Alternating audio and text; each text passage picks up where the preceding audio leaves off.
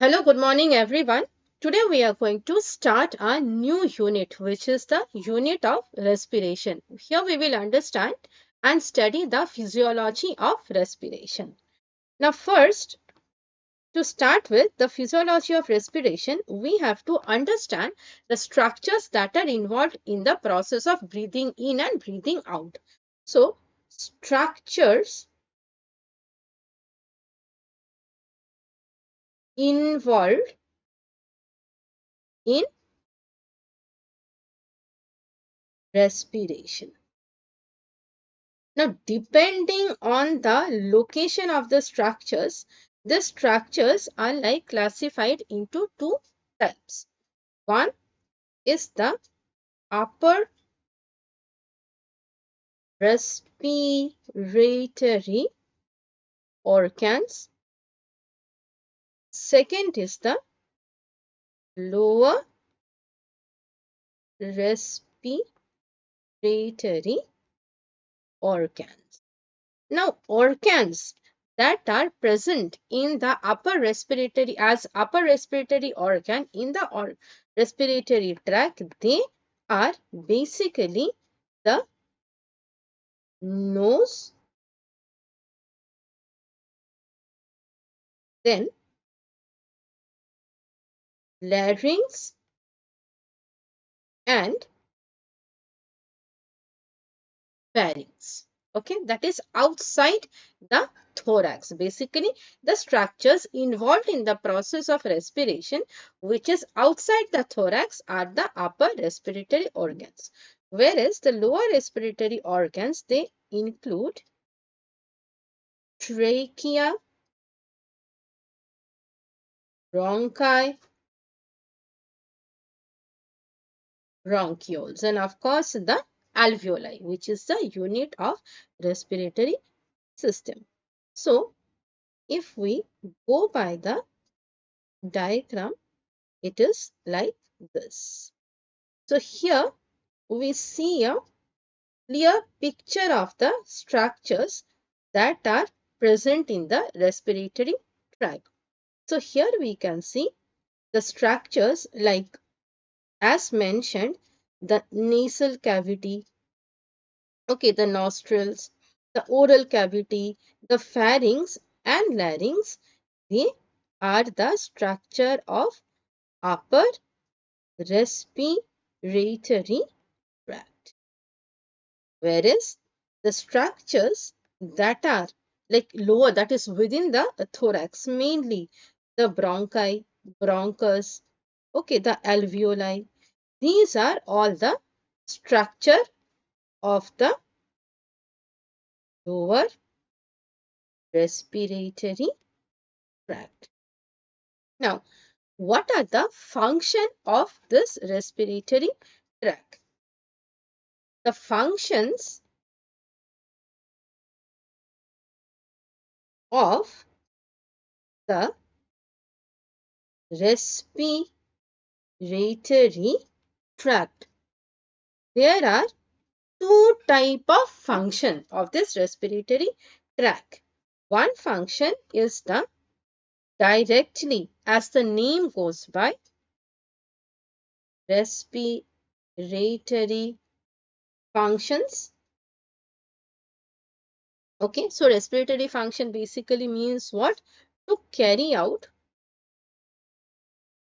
to carry out breathing in and breathing out. Because as long as the body is active and is alive, the person has to constantly breathe in and breathe out. So this is the respiratory function.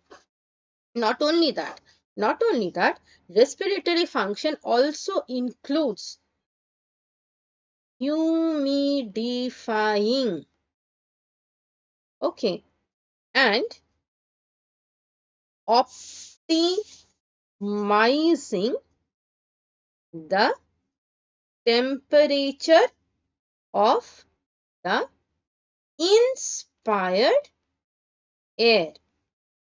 Now, there are various conditions where we go. We may end up going to a desert, or we may end up going to a place which has a cold climate. So, the air that we are breathing in is from the atmosphere, and it has the temperature that is present in the atmosphere. Now, the body has an optimal body temperature. So, when we are breathing in the nostrils, it has a lining of mucus.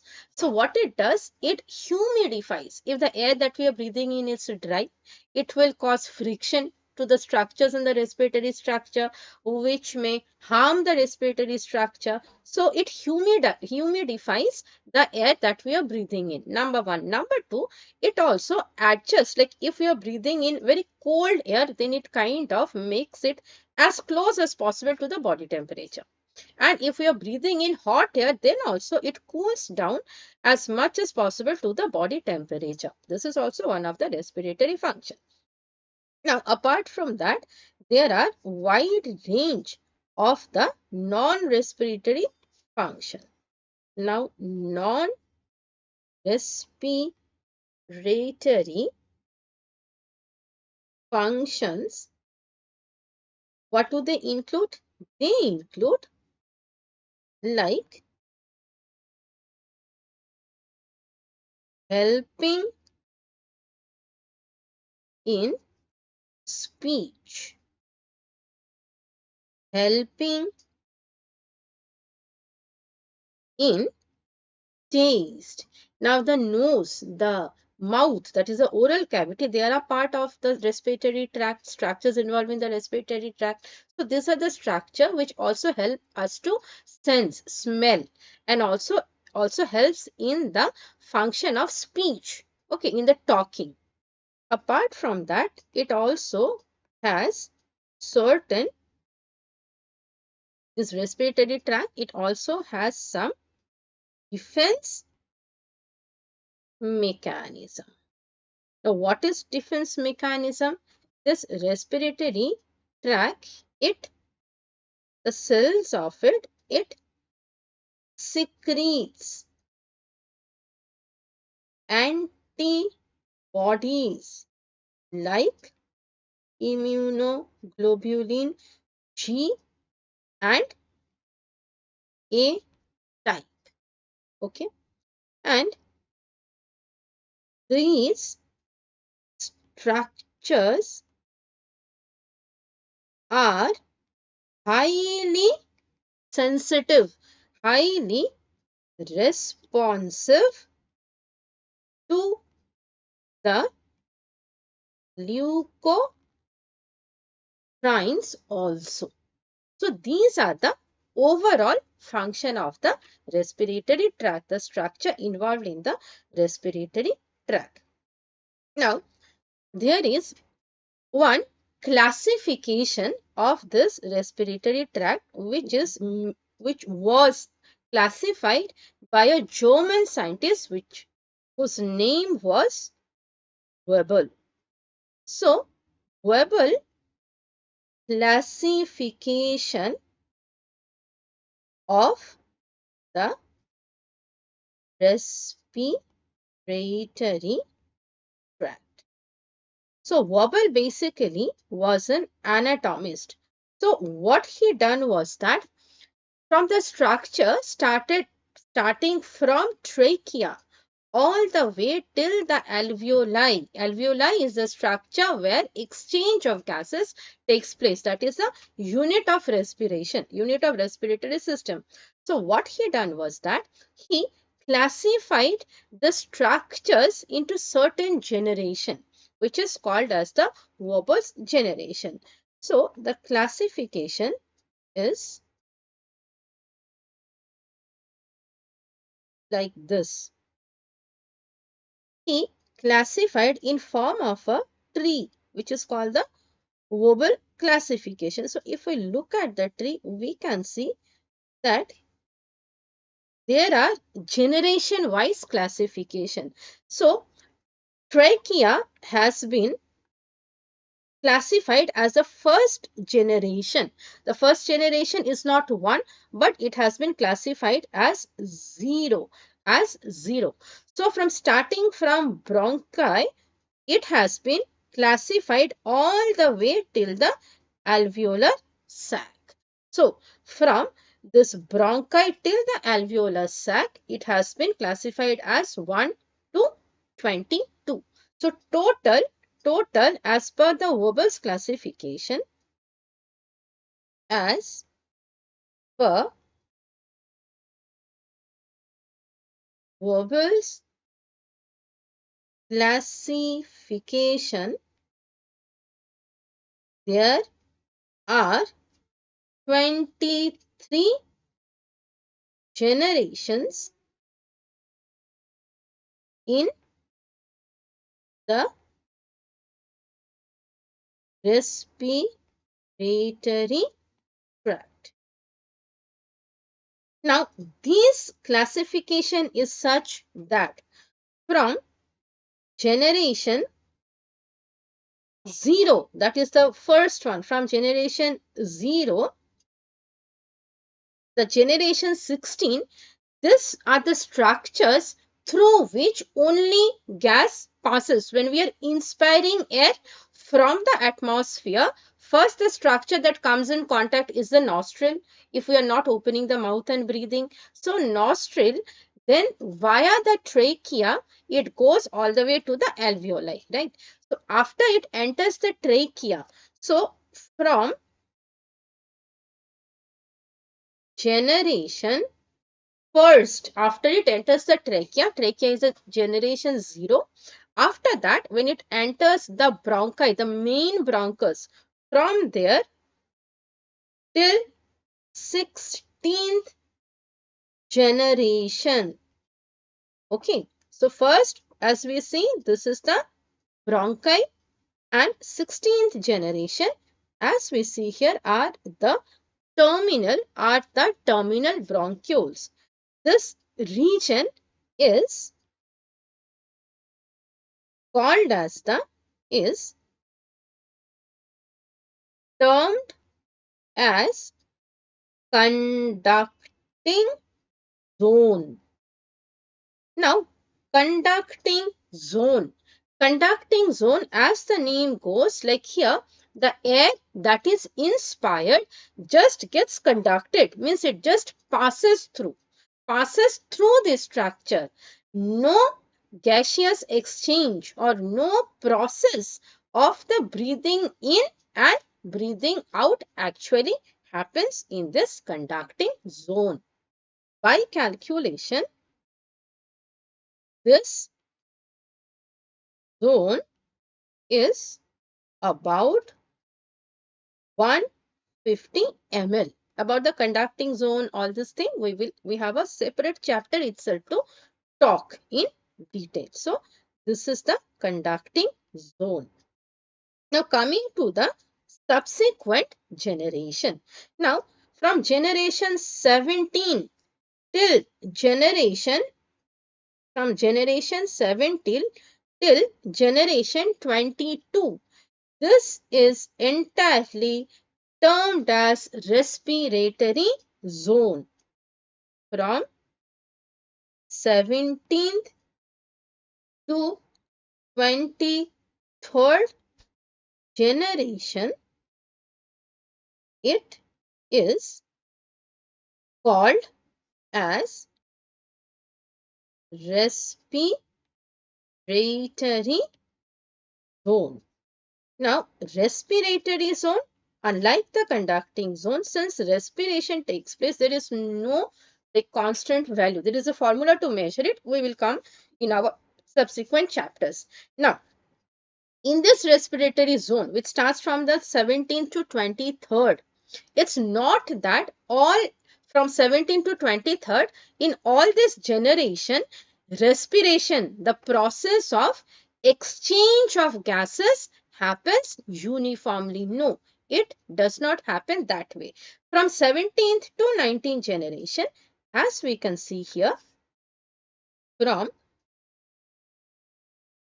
17th, from 17th to 19th generation, this part of the respiratory zone, this is called as the transitional respiratory zone.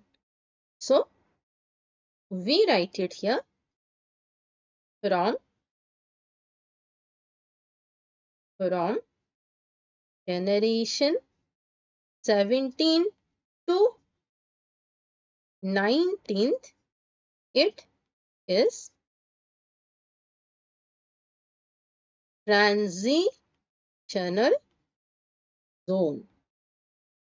Okay. And the actual breathing zone or the actual respiratory zone is from 20 to 22.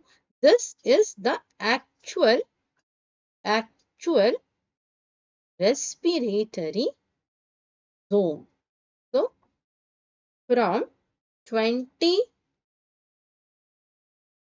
to 22nd zone is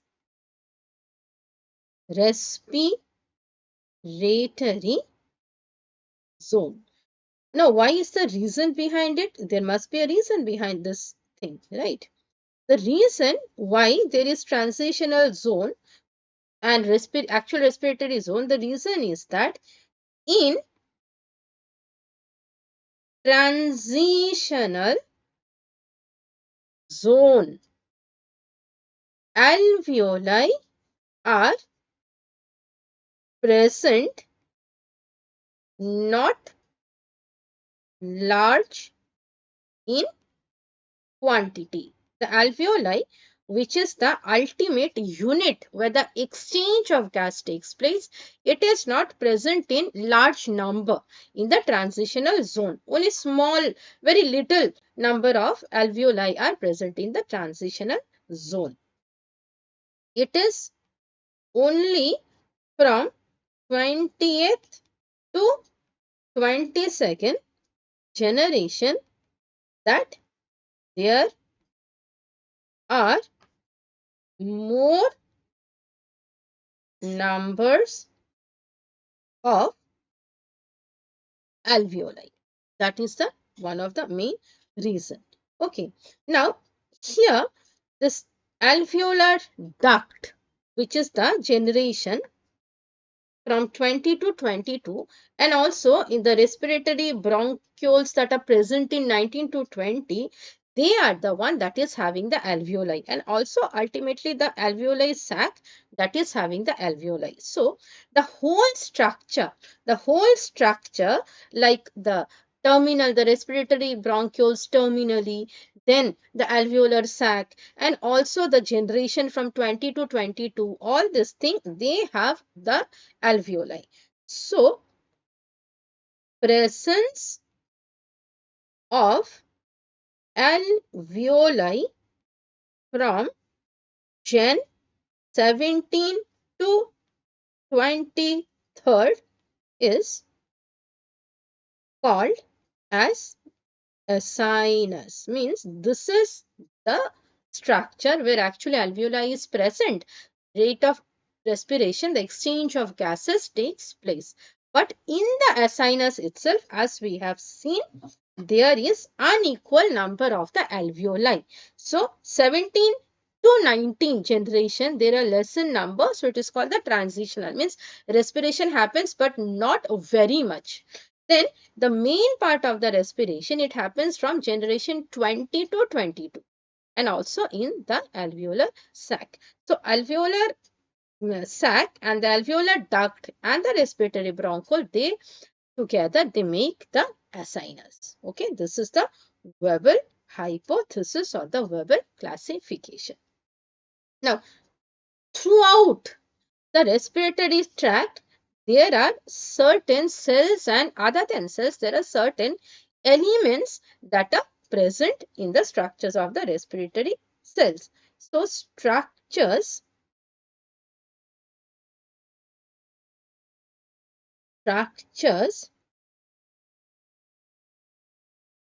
present, rather cellular structures present in the respiratory cells. So what type of cellular structure cells basically they are present? The most important or the abundant or the type of the cell present are epithelial cells. Now epithelial cells are more than one type. So going by the type of the cells and in which structure they are present, it is like the bronchioles. They have columnar ciliated epithelial cells. Okay. Then the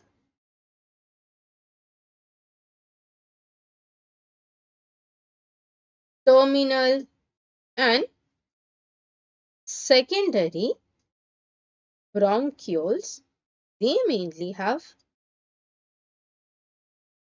cuboidal ciliated epithelial cells, whereas the alveolar or the alveoli, okay, whereas the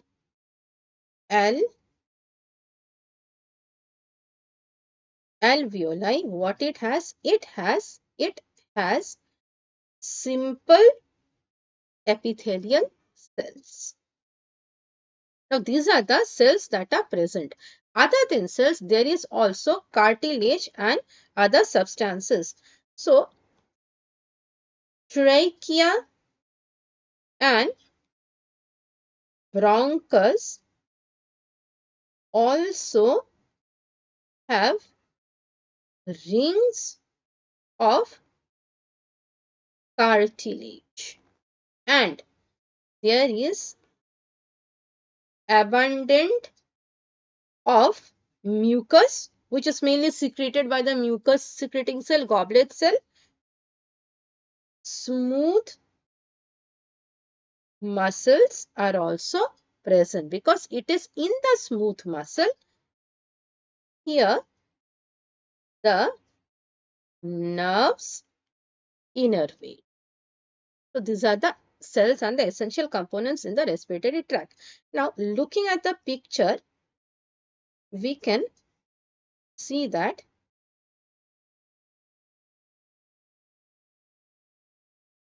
so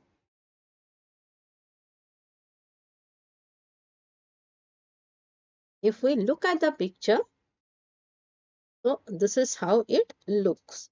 The cell of the respiratory tract and also the other components other than the cell.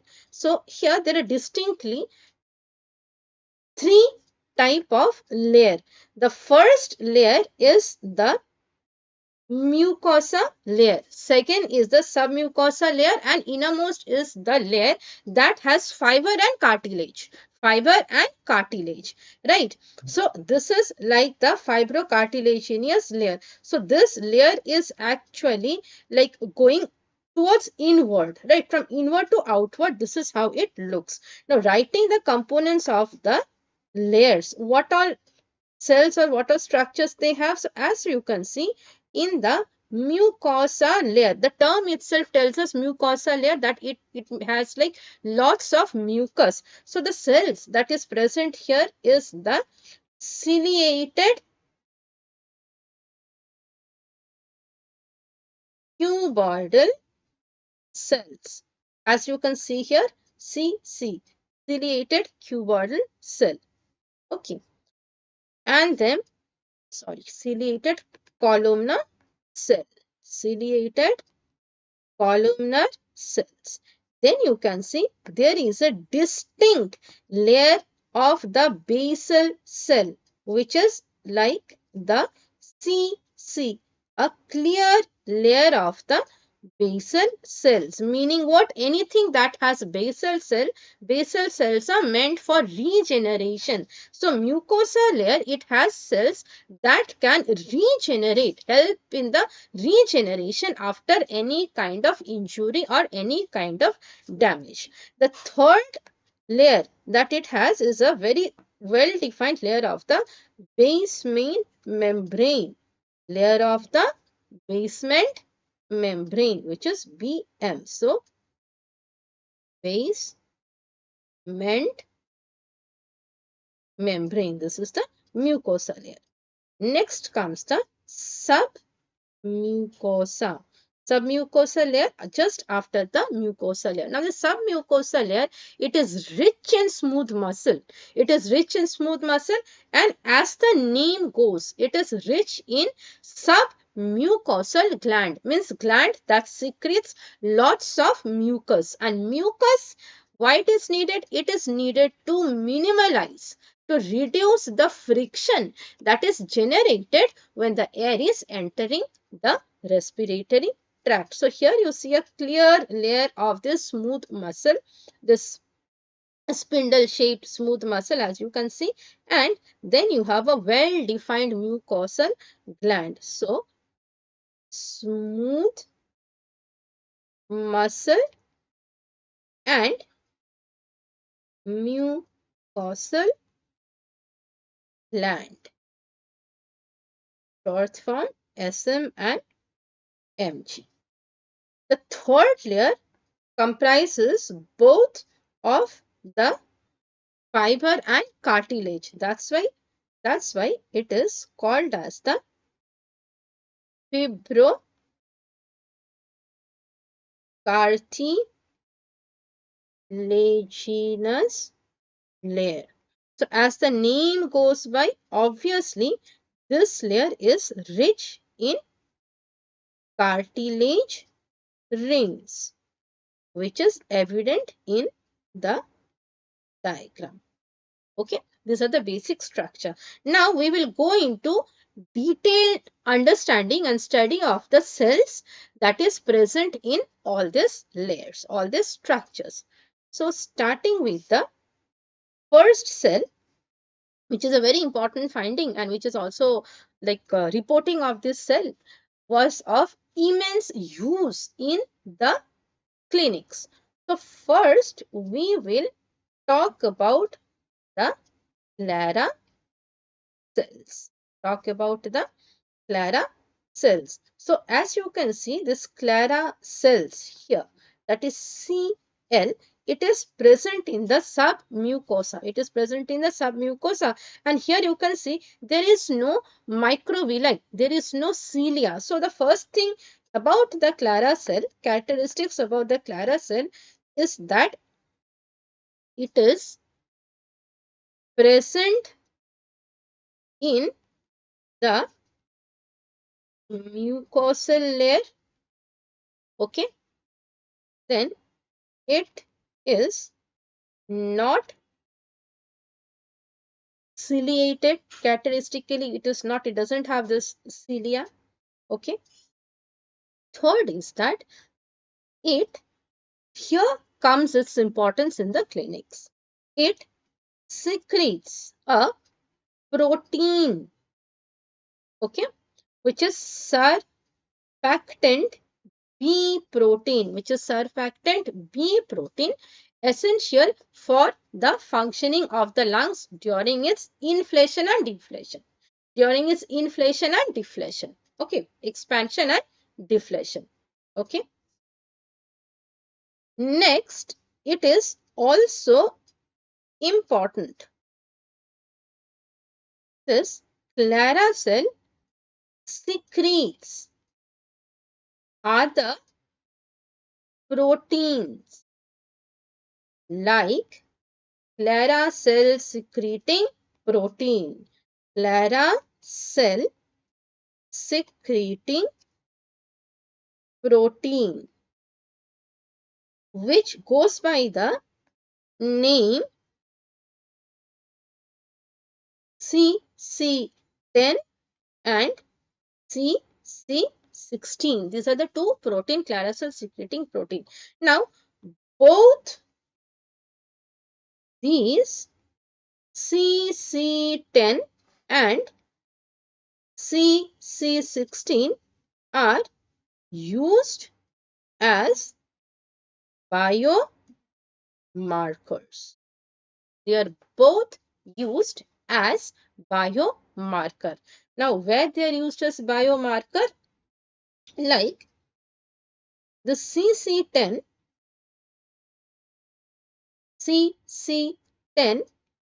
protein 10 protein, it is a inflammation regulatory marker. So, whenever there is any inflammation in the lungs, in the thorax, in the chest, basically, it is seen that the concentration of this CC10 protein is increased, it's elevated. Okay. Second is CC16. Now, when and where and how is the CC16 elevated? Conditions like disruption of the air-blood barrier. So, in the lung, when we study the respiratory membrane, we will see that there is a layer where the exchange of gases take place. So, there is a barrier of the epithelium and its innervation by the capillary. So, there is a barrier, just like how we have the brain blood barrier, same we have the air and the blood barrier. So, where there is disruption of this air blood barrier in the chest after some kind of a chest infection, anything, then the CC16 quantity increases. This is one condition. Other condition, in case of any tumor of the lungs or pulmonary region, any pulmonary cancerous carcinoid, like tumor that is cancerous carcinoid tumor, the CC10 quantity increases. Okay. Just opposite to that, if there is any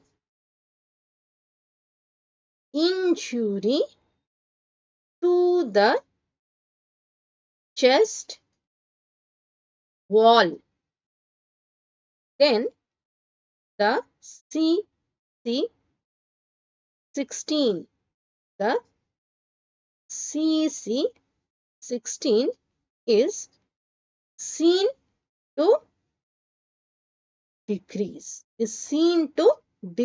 All this condition were like when it increased, but here when there is any injury to the lungs or the wall of the lungs, then the concentration of the CC16 decreased. Okay. Now, how is this seen? It is seen by a condition that is called as a broncholavage fluid, like the fluid from the lung, the serum is collected and then the lab assay of this marker protein that is secreted by the Clara cell is done.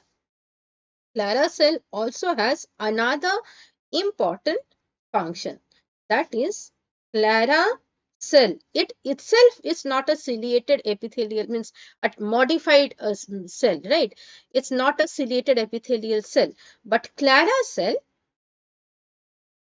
can regenerate. It helps in the process of regeneration of ciliated epithelial cell. So, it acts as a basal cell also. So, if there is any degeneration of the ciliated epithelial cell, this Clara cell, which itself is not ciliated, it can help in the process of regeneration of the ciliated cell. Like here you see the Clara cell highlighted, it is not ciliated, but the adjoining, you can see here, the adjoining cuboidal cell. The first one in the bronchus shows a columnar cell. In the bronchus, you can see these are the cuboidal cell. So here, these cells can be regenerated with the help of the Clara cells. Okay. Another next type of the cell that we have here is the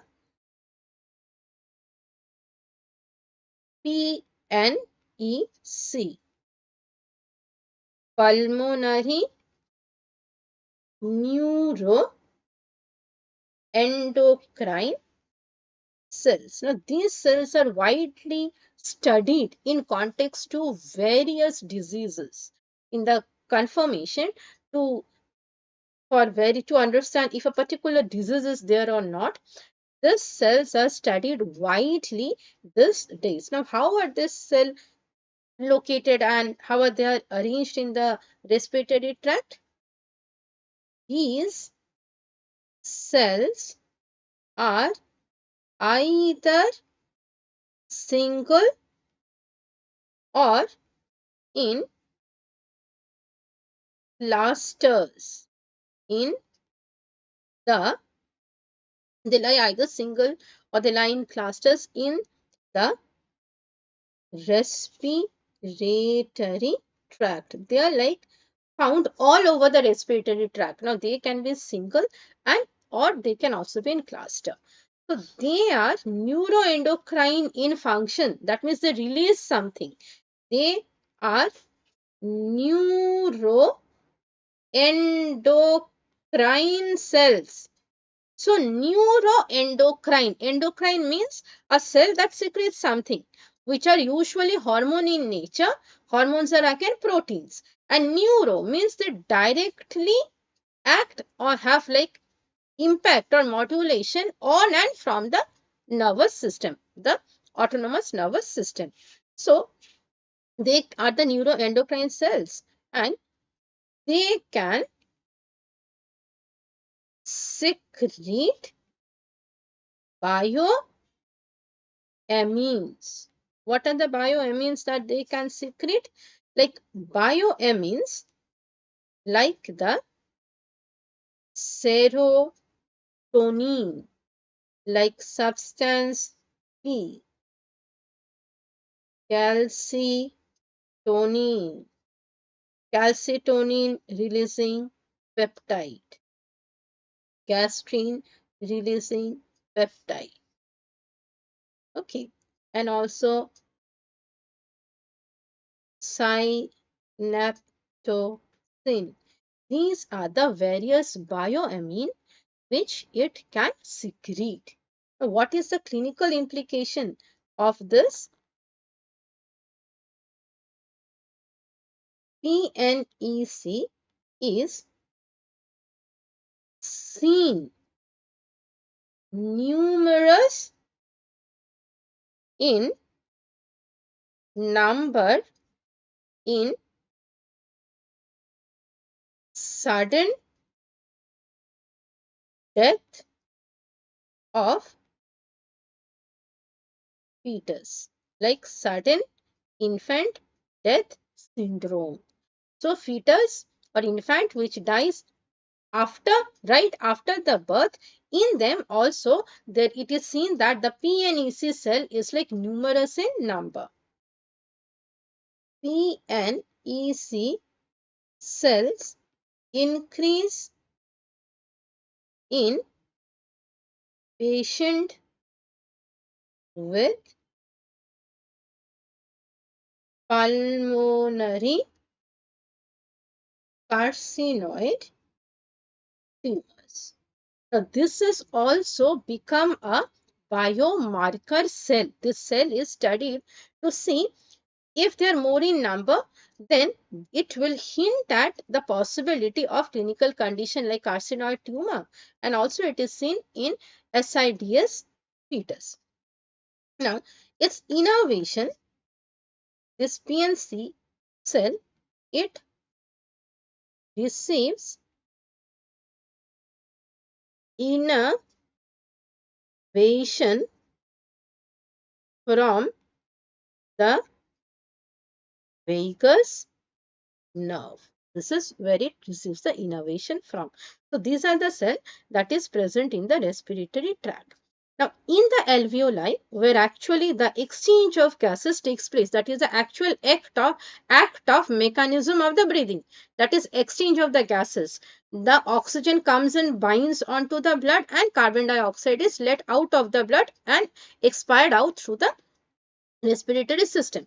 So everything happens at the level of the alveoli. So there are like three type of cells in that region also.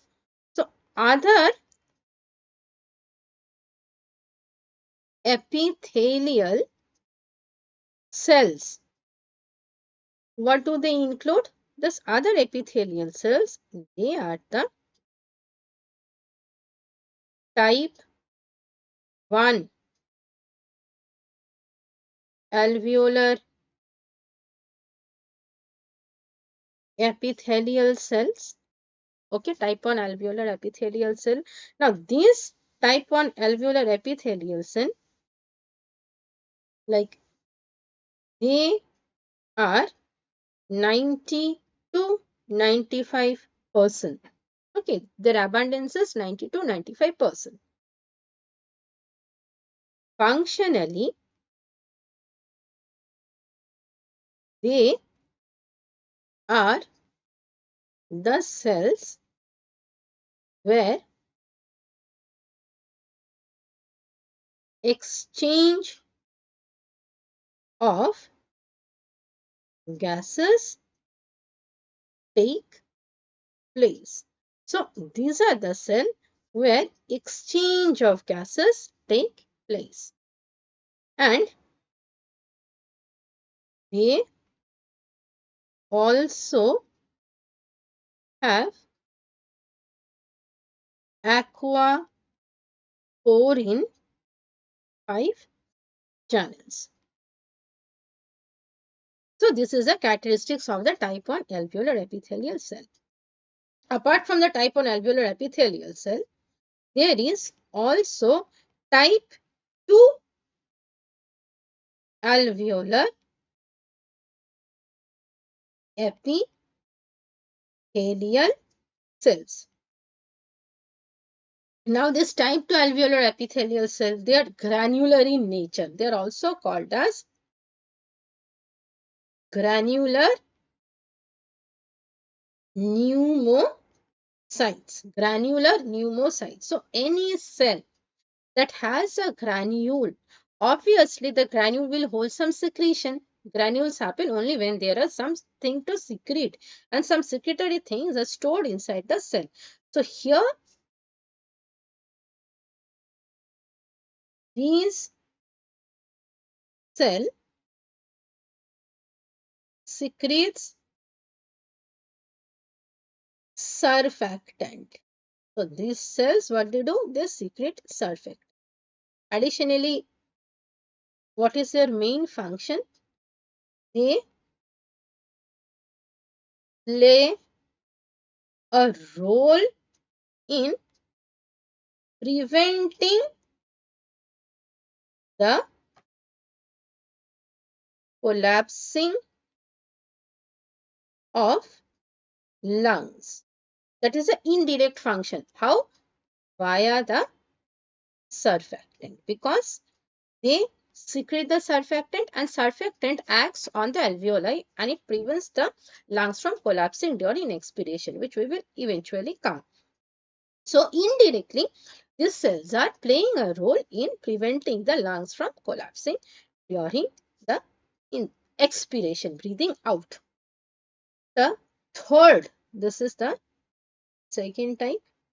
The third type of epithelial cell, it is the type 3 or brush cells. Now, this type 3 or brush cells, they act via gusteucin receptors. Via gusteucin receptor. So they express gusteucin receptor and they act via the gusteucin receptor. They are abundant in the lungs,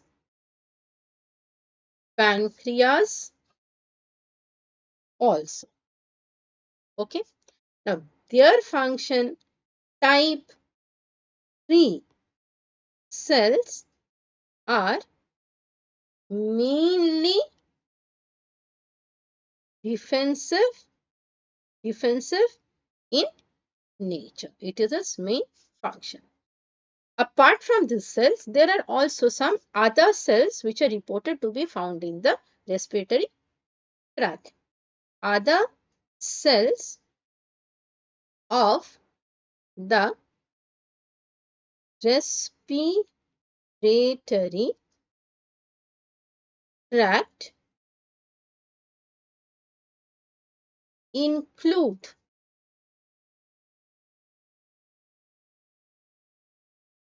macrophage cells. It includes plasma cells, and it includes the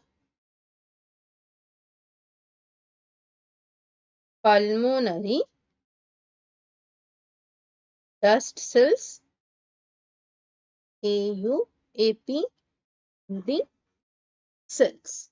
These are the other cells which are present in the respiratory tract. So we started with the Clara cells and the marker cell, that is a PNEC, Clara cell. These are the two important marker cells that we studied. Then we moved on to the epithelial cells that are present in the alveoli, and these are the important cells of the respiratory tract other than the alveolar cells and the progenitor cells. Okay, these are the important cells. Now coming to the mechanics or mechanism of breathing. So, mechanism of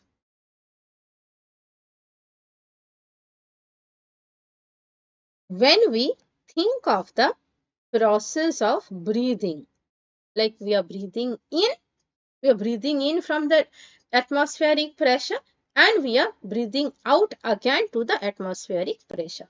So, apparently the whole thing looks very simple. It looks something that is like quite simple. The lungs are like inflating and deflating. We are also breathing in and breathing out.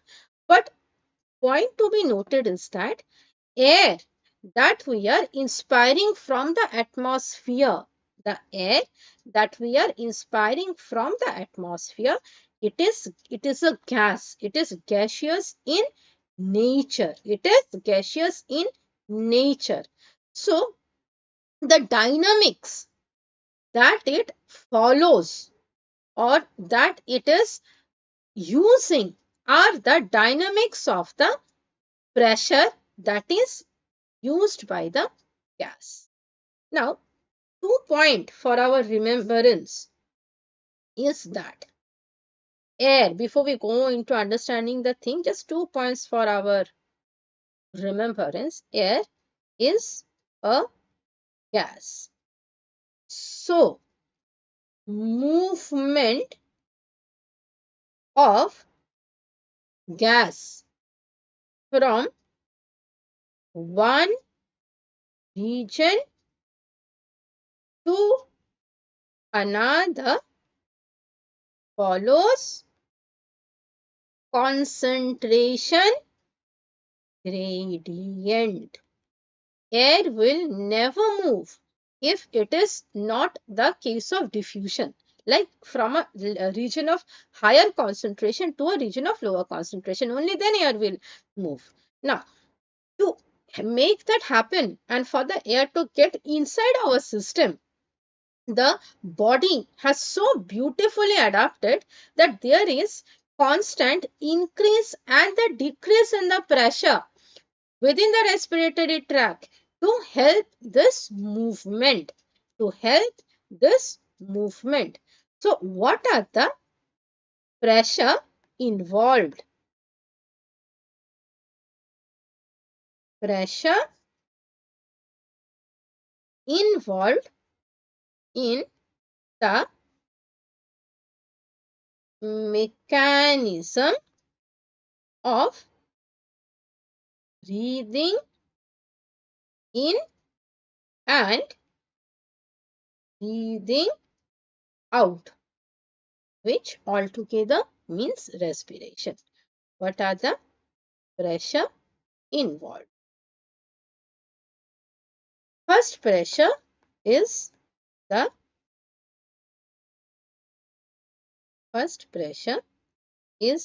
the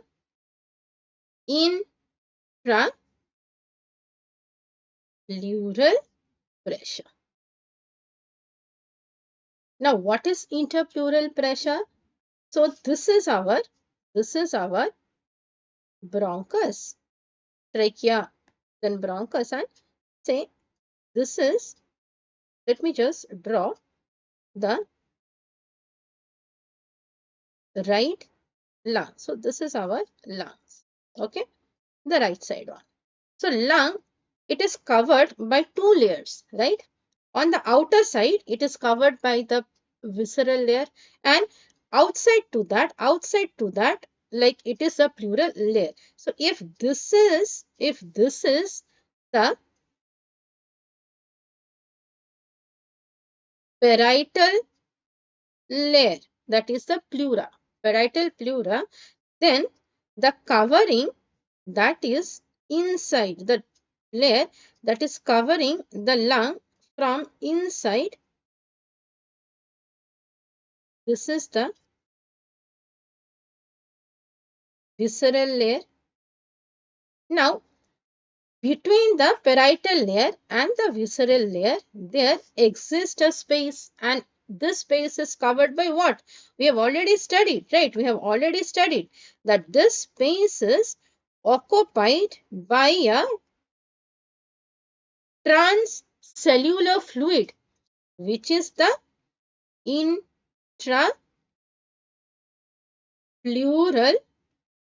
fluid in intrapleural space. Okay. So, there is a space between the parietal layer and the visceral layer. Now, at all given time, whether we are breathing in or breathing out, or even if we have stopped breathing, like we are not breathing, that is the gap between completion of one breathing and starting of the another breathing. So, at any given time, at any given time, a pressure of minus 2 mmHg exists in the intrapleural layer. Let's emphasize on this minus 2 mmHg. So, what did we study? So, in this interpleural space, at any given time, whether we are breathing in or whether we are breathing in and out, of course, there will be change there. Even when we are not breathing, between the gaps of two breath, there is a pressure of 2 mmHg at any given time between the two breaths. Means we have breathe in and breathe out, and then we are just stopping until the next breath starts. Now, what does this minus 2 mmHg mean? This minus 2 mmHg. So, this minus 2 mmHg, it does not mean the pressure all the way went down to minus 2 mmHg when we are not breathing after completion of one breathing. It means that atmospheric pressure is 760 mmHg. That is the atmospheric pressure. So, while between two breaths, means when we are not breathing, the pressure in the intrapleural space is 760 minus 2 mmHg, which is 758 mmHg. Okay, so that one we write it as minus 2 mmHg. That is what it means. It does not mean that a numerical value of minus 2 mmHg pressure is existing between the intrapleural space when we are not breathing. When we are not breathing, completion of one breath and beginning of another breath. This is what it means. Second pressure that we are going to talk about is the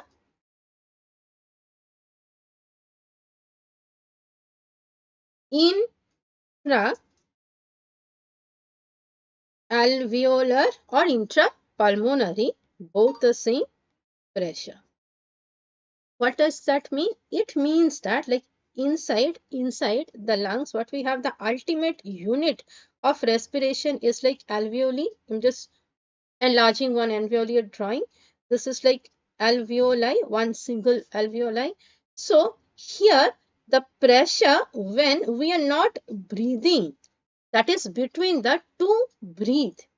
Okay, this is the pressure that exists in the alveoli when respiration is not happening. This is like it is 0 mmHg. What is 0 mmHg? It means that atmospheric pressure is 760. What does it mean? Atmospheric pressure is 760 mmHg. Intra alveolar pressure is also 760 mmHg. That means atmospheric pressure 760 mmHg and the pressure in my alveoli is also 760 mmHg. So no difference in the pressure with the alveoli. That is when I am not breathing. When I am not breathing. Okay, the gap between two breath. So no difference in the atmospheric pressure and the pressure within the alveoli. So it is 0 mmHg. But in case of intrapulmonary pressure, even when I am not breathing, the pressure in the intrapleural space, it is also called as the intrathoracic pressure. So the intrathoracic pressure or the intrapleural pressure, even when I am not breathing, it is 2 mmHg less than that of the atmospheric pressure. So these two are the most important pressure that helps in the mechanism of breathing. Another pressure which is important is the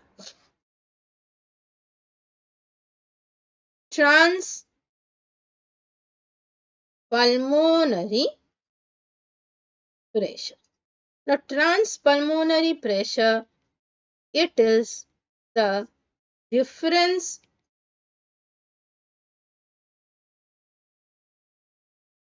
between the intrapleural pressure and intrapulmonary or intraalveolar. Both mean the same pressure. Then there is a pressure which is called as the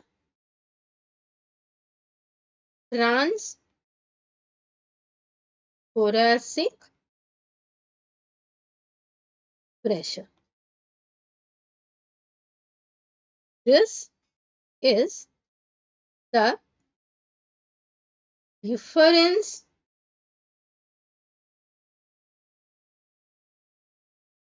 between the atmospheric pressure and the pressure in the thorax or in the pleura.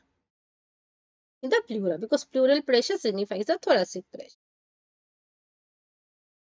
Then you have the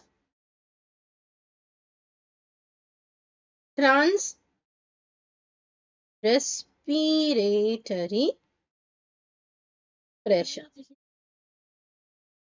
So, transrespiratory pressure, what pressure is this? This is the difference between the atmospheric pressure and the alveolar pressure. So, these are the pressure which are helping and participating actively in the process of respiration. Okay. Now, understanding how this pressure increases and decreases during the inspiration and expiration. First, we will understand the pressure difference, then how the structures of the body like the sternum, the rib and the muscle that helps in the process of breathing in and breathing out. So now what happens is that during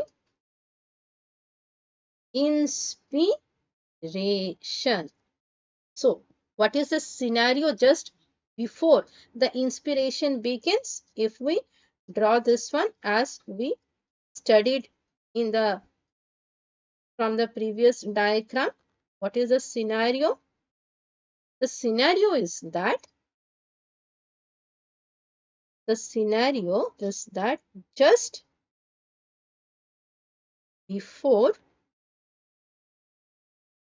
inspiration, here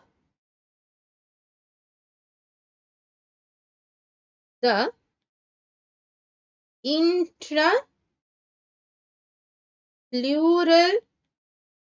pressure is -2 mmHg. Okay. Now this is totally about the pressure change. Okay. The structures will come later and then we will integrate both. Now, when a person starts breathing in, now inspiration starts, when inspiration starts like breathing in, then what happens? The chest expands, the thorax expands, the volume of the thorax is expanding. Just think of the volume. Volume is increasing. Now we know if volume increases, pressure decreases because volume is inversely related to pressure. So what happens now is,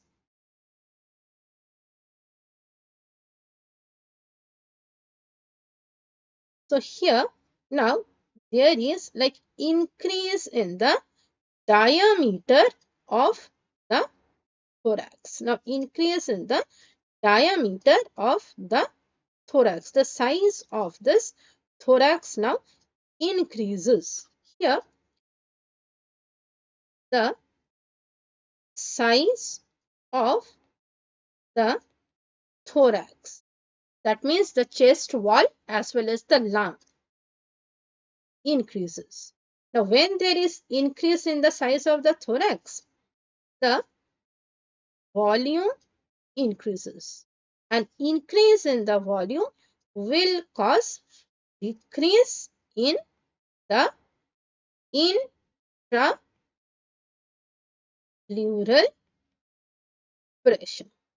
So, the pressure here now decreases. It changes to like all the way from -6, it changes another, decreases by another 4 mmHg. So, it changes to -6 mmHg. So, now when the chest has expanded, the lungs have expanded, the pressure in the interpleural pressure, that has also expanded. That means that has also gone down. So now the concentration gradient is from outside to inside because atmospheric pressure. So now atmospheric pressure is 760 mmHg, and because of the expansion of the chest, the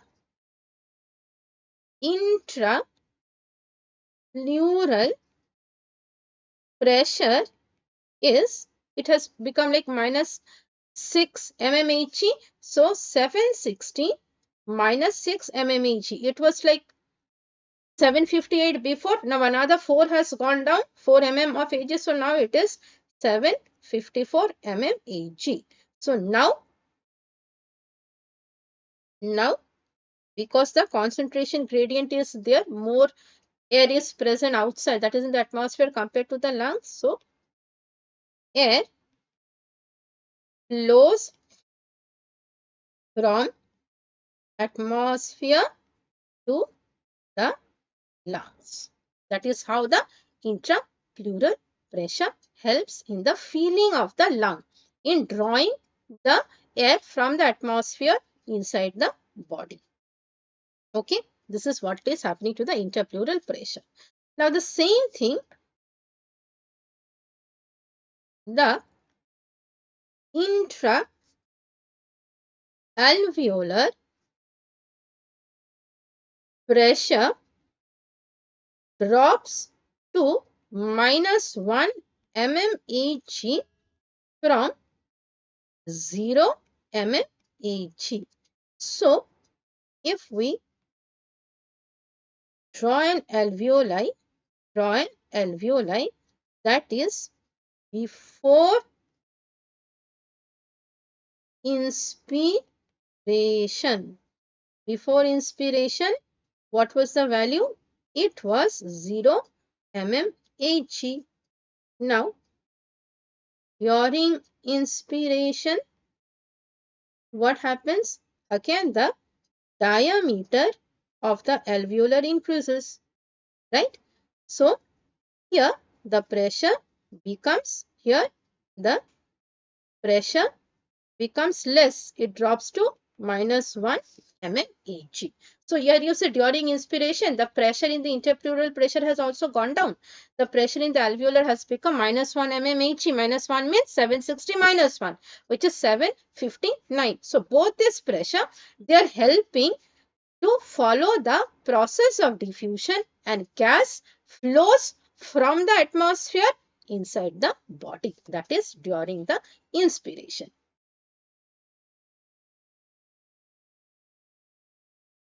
Now, during expiration, what happens during expiration? Here, the intrapleural pressure increases to plus all the way plus 6 mmHg. That is from 760 to 766 mmHg. Okay, and the intra-alveolar pressure, it increases to plus 1 mmHg, because now during expiration, what happens? Here, the thorax, the lungs and the thorax cavity, they get squeezed. So, the intrapleural pressure, it becomes plus 6 mmHg, and The pressure in the alveoli, pressure also squeezes, it increases to plus 1 mmHg. Now, the pressure within the lung has become more than that of the atmospheric pressure. So now, air now leaves the lungs, leaves the alveoli. So, by this difference in the change in the pressure, this movement of the air happens. Okay, this is how it happens. This is the air pressure part of it. Okay.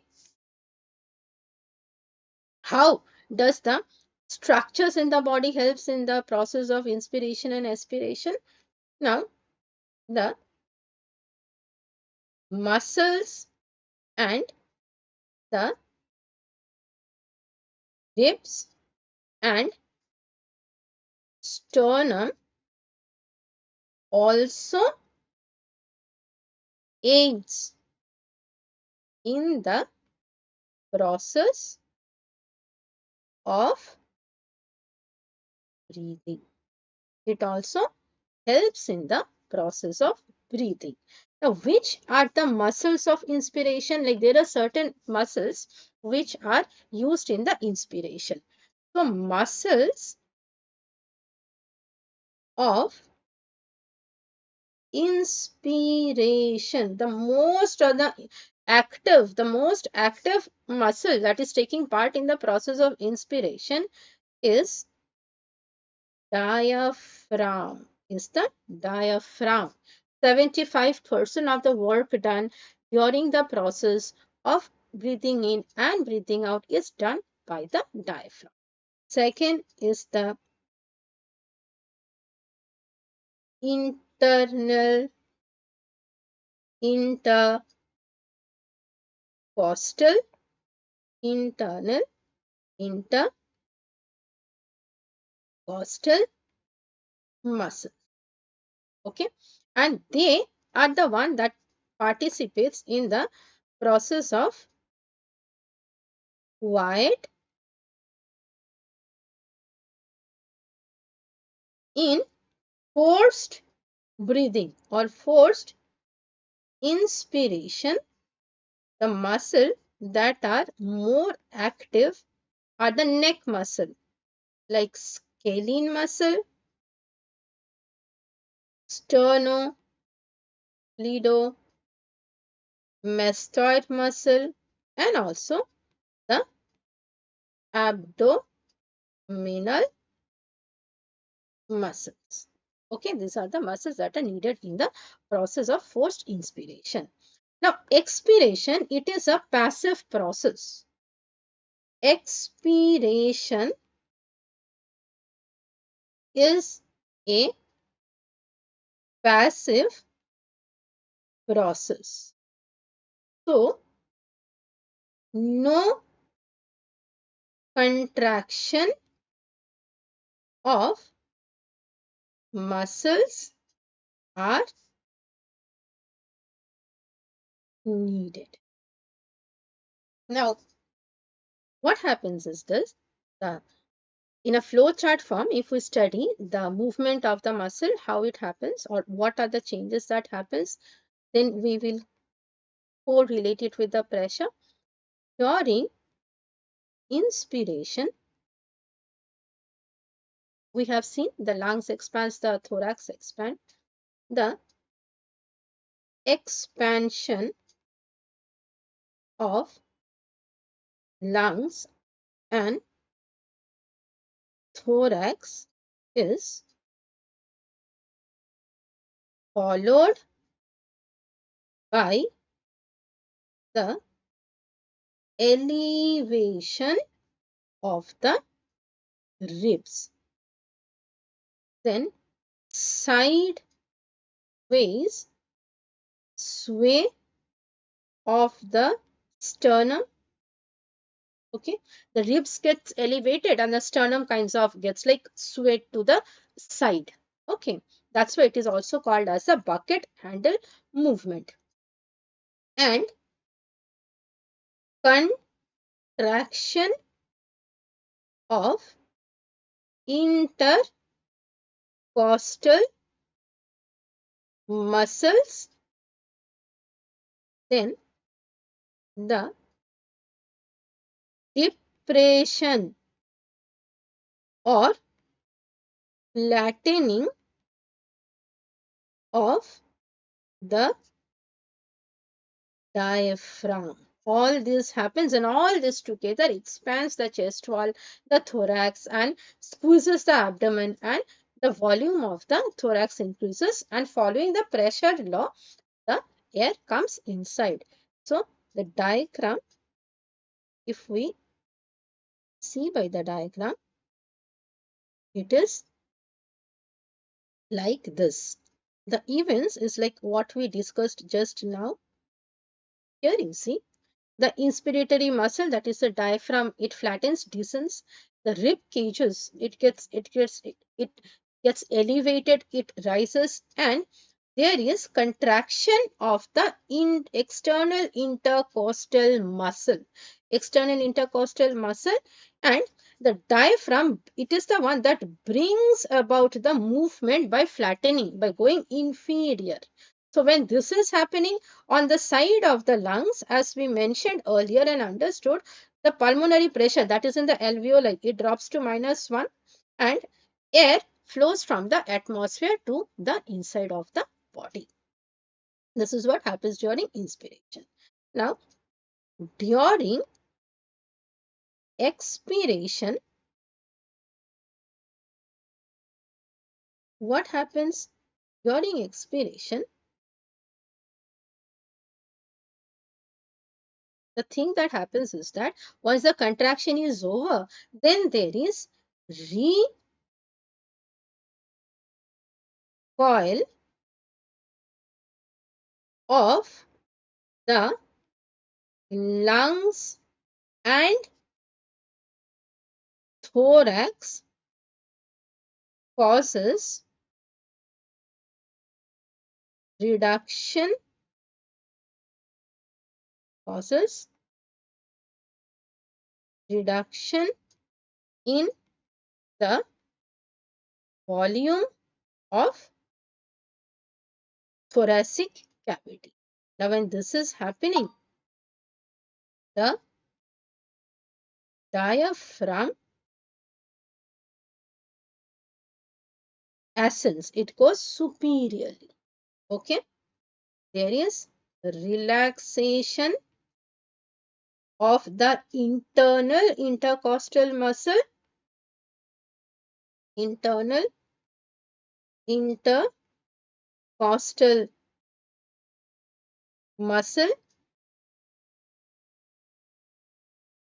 and the ribs and sternum are depressed. It was elevated frontwise and sidewise. The sternum went up, it was swayed up sideways, and the rib was also going sideways. Now, the both of them have become depressed. So, this causes the expiration or the outflow of the gas, as we see here. So, in this diagram, we clearly see that the inspiratory muscle relaxes. So, once this inspiratory muscle relaxes, the thoracic cavity and the volume, it becomes lesser, and the elastic recoil of the lungs also happen, and the external intercostal muscle also relaxes. So, all this thing together, and in the meantime, the diaphragm also goes up, it ascends. So, all this together squeezes on the thoracic wall, and the lung also decreases in volume, thorax also decreases in volume, and the air in the alveoli increases to 0.1 mmHg. So this is the mechanics what happens in the process of inspiration as well as expiration. Now, how does the neural circuit helps in it? How does the information from the brain matters? Now, the brain sends signal to the nerves innervating the intercostal muscle to contract during inspiration. So once this happened, the diaphragm receives afferent from the phrenic nerve to contract.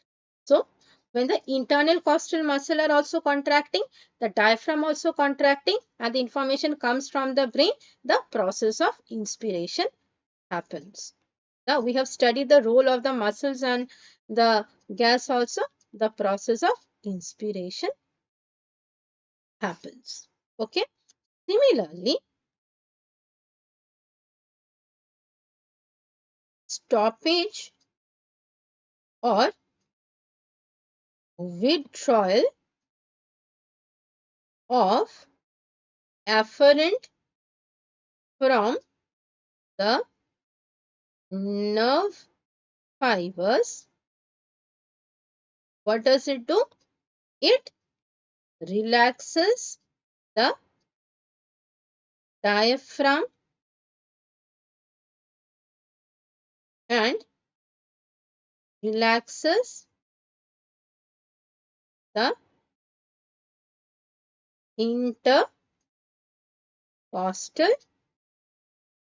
muscles, as a result of which expiration occurs. So you see, the process of breathing in and breathing out we studied in 3 stages. First, we understood the role of the gas, the atmospheric pressure difference and all.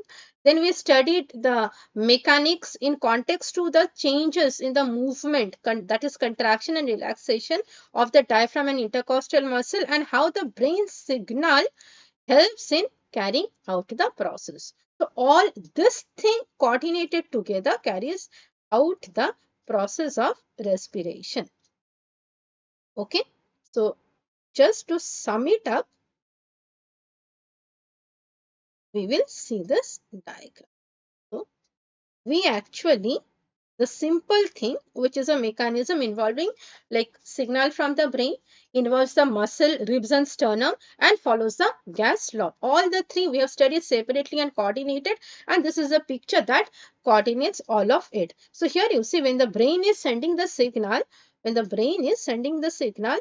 diaphragm contracts, the phrenic nerve makes the diaphragm contract. Similarly, the intercostal muscle nerve, they gets contracted. So there is like descending of the diaphragm and expansion of the thorax.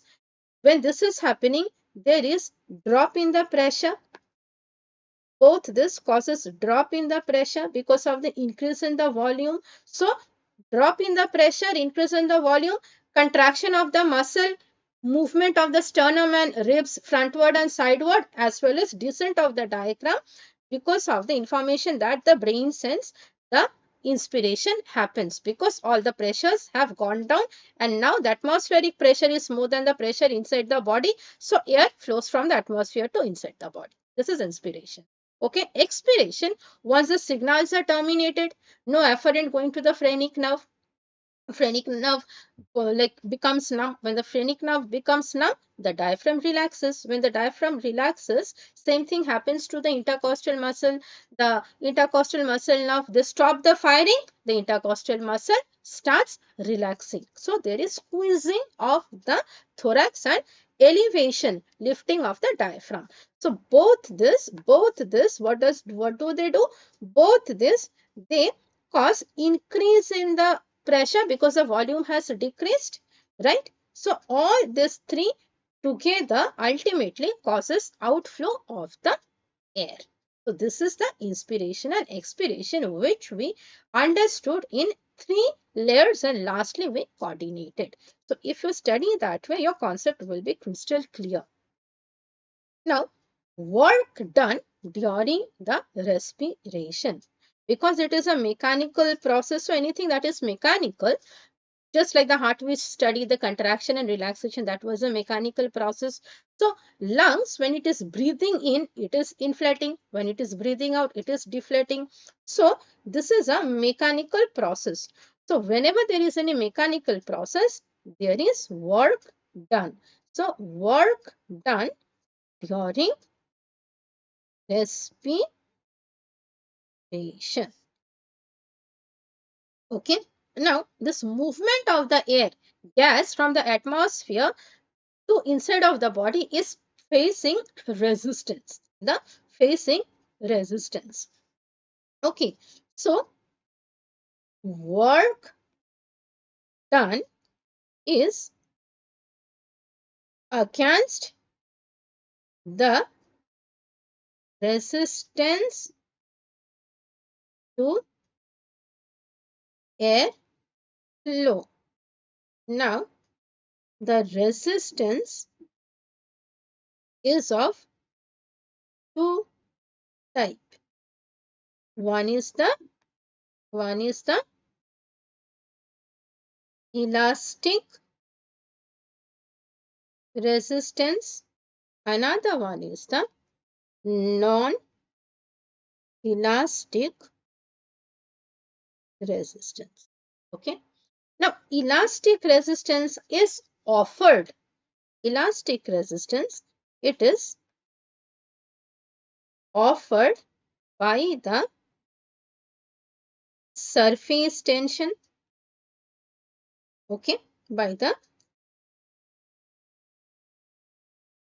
surface tension, as well as by the elastic fibers that is present in the airway. And non-elastic resistance is offered by the viscous resistance and by the non-elastic components or structures of the airway. Now, this work done is understood with the help of a graph.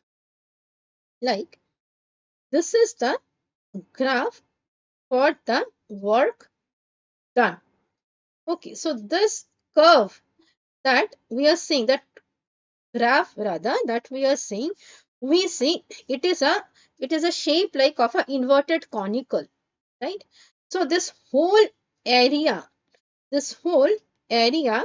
which is A, X, B, C. Okay, like A, X, B, C. This whole area, it signifies work done. Now, the conical inverted cap-like area, the cap-like area, which is the A, Y, B, C, it is resistance offered by non-elastic resistance, whereas A, X, B, Y, this is the resistance by the elastic resistance. So, by calculating this two area, we can have a fair idea about the work done during inspiration and expiration. Okay, this is all for our today's lecture. Tomorrow, we will go ahead with the surfactant compliance and the related topics. Okay, see you all tomorrow. Thank you.